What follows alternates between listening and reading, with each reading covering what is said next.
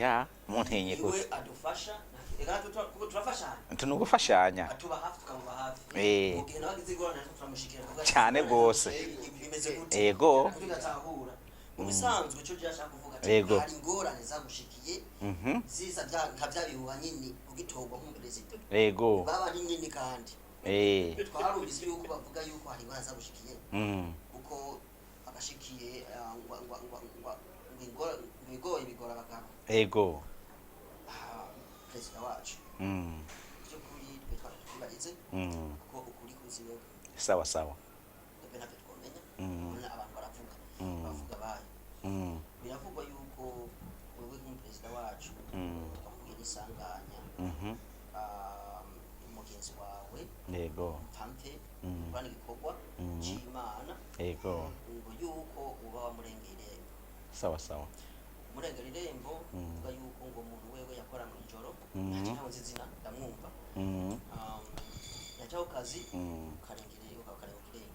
sawa sawa nyene urugo niwe yabivuze ati jewe nabonye uyu muntu mugenzi wanje anyinjirira urugo mu gihe mba nagiye ku kazi sawa sawa kubibona uko bimurabizi nawe akashaka karamutera atera urwamo ati nyamara bezaranteye abarundi kuvyumva ariwe yakoze ibara natwe nk'abanyamakuru ego ushaka wowe nyine ubwira abarundi ego ibi bintu by'ukuri ubwawe urakuze yego ndazi yuko muri ibi bivugwa byaba ububeshi byaba ukuri ukivuga ngano umunsi ibi bintu twumva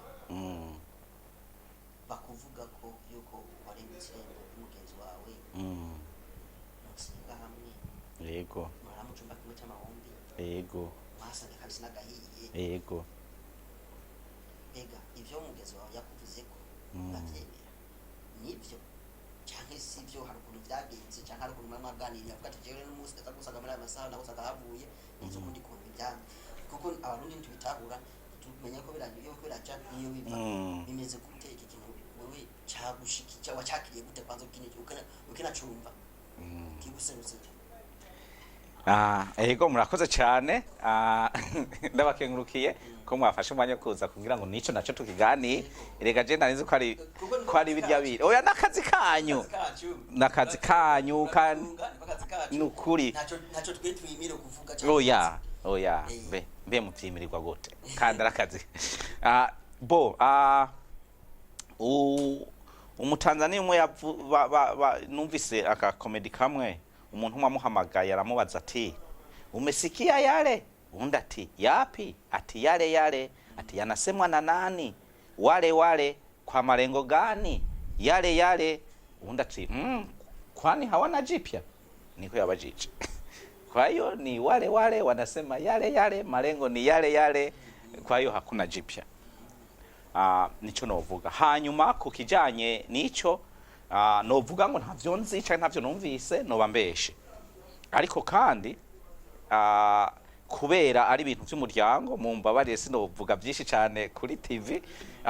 ndashobora kurenga ico no kwita privacy y'umuryango kuri ibi bintu bya community byo ni public ndabivuga ni public ariko kubijyanye n'umuryango hariho aho ntarenga ariko ndaborohereza iyo mugira statement ivuye kuri nyirubwite nari kugira ico ndabivuzeko niba yarakurungitse uvuge ivyo yakubwiye hanyuma umuvuge n'izina wabikubwiye hanyuma ndagira ico ndabivuzeko Uyoto Edward ariko nkuko yabivuze uyu twashaka kumenya ese ibikuvugwako yakubajije ikibazo bati ni ware yare urabyumva iyo kumva ko muri at the moment uri murabitahura urabyumva niko imekuwaje sasa mpaka kusema wewe jewe ndibaza ko ntakubajije sorry gatoye ego personal rimwo ariko kandi nk'abanyamakuru ni byiza ko dutoboza ku bintu byose ariko biraba nako usanga utoka n'umugore twashobora kugana tukabaza ati bimeze gute sawa sawa ego urambabara nimba nakwinjire oya n'amahoro kabisa gusa jewe na impamvu nabikubajije uko nuko bayishi baza bavuga ati kuko amajwi n'abiri bamwe nukuri abandi n'ububeshi baramubesheye none rero dushaka ikintu igice nimba ucemera cyangwa ucikurako abarundi bamwe ati bya wamurera arabeshirwa sivyo cyane yego yemeye yarabikoze niko nico gusa kubera yuko abantu bakuze marubandanya uko jewe matwasumira byo mwumva ati warabishiwe ati huko ari ibintu biri nyuma y'ibi bintu cyo kuvuga ati ndetse bamubeshira kuko ndazi ko hajya mu rusengero maze igihe kirekire ndibaza urakwa hajya kweli urahabaye ndibaza jewe ngo bantu batwatanganye hajya na jindo nari ndimo ndibutumya kwa maze n'ibishimbe kugira ngo icyo kintu kigushikire bavuga yuko hari impamvu byo bari mbeshere jewe abandi bakavuga ati nivyo n'ivyandiko biriho jewe John tudacekure cyane kumubaza man je numenyesha makuru ego is not a person simane kubaza mikoro ko uraza kumvikana sawa is not a person je numenyesha makuru ndakubaza ego nakubaza kunyishura ego baravuga yuko ibi nibi yuko wagiye mu rugo wundi mugenzi wawe cyo ni cyambere yego nadezire nk'umuntu tuzi umuntu akorera Imana sivyo yego ndagutwara inyuma all the way back yego yarigeze kuvaho kandi way back way back to 2008 2009 I think 2010 bavuga yuko wakoze iki kintu iki